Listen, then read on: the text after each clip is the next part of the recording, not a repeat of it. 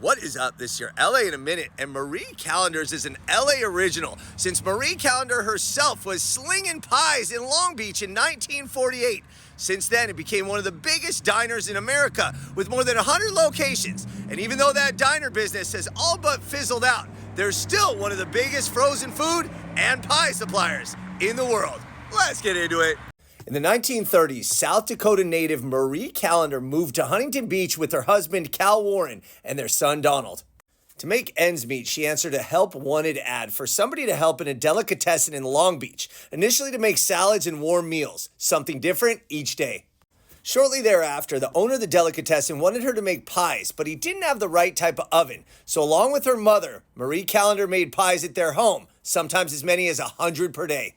The pies were a smash hit, but Marie was tired of dragging around 100-plus pound sacks of flour all day, and she threatened to quit. The owner told her, "Why don't you go into the pie business for yourself, and I'll buy pies from you?" She felt liberated, but she didn't have a lot of money saved. So along with her husband Cal, they decided to sell their new Chevrolet for a grand total of $700. With that money, they bought baking utensils and a Quonset hut in Long Beach and began making pies in 1948. Cal was the marketing genius, and his trick was to offer a free slice of pie and a cup of coffee to first-time visitors. And soon, the line outside the shop was 3 blocks long. Within 2 years, the Callenders added soup and sandwiches to the menu. Their son, Don, a graduate of Long Beach Poly High, soon joined the business, and that's when it started to boom. They opened their first formal restaurant in Orange, California, and part of the appeal was that they put the oven in the window so people could see pies going in and out of the oven, an exciting concept at the time. Don inherited his father's marketing savvy and became one of the first restaurateurs to franchise restaurants, and Marie Callender sprouted, opening bigger restaurants with extensive menus and cocktail lounges. The word was out, and Marie Callender's was off and running.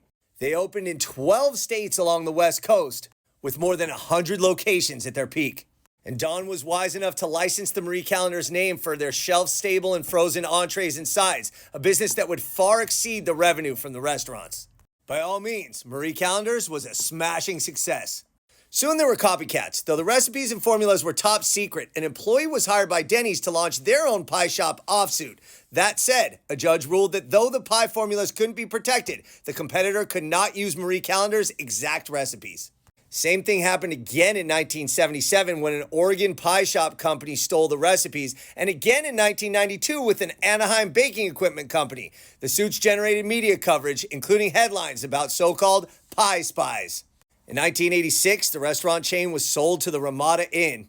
And in 1994, various product licenses, including the frozen foods, were sold to Conagra Foods for $140 million.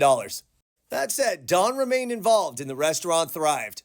But due to increasing competition and changing tastes, restaurants began to shutter. And after Don passed away in 2009, the restaurant business took a dive and more than 2/3 of the remaining locations were closed.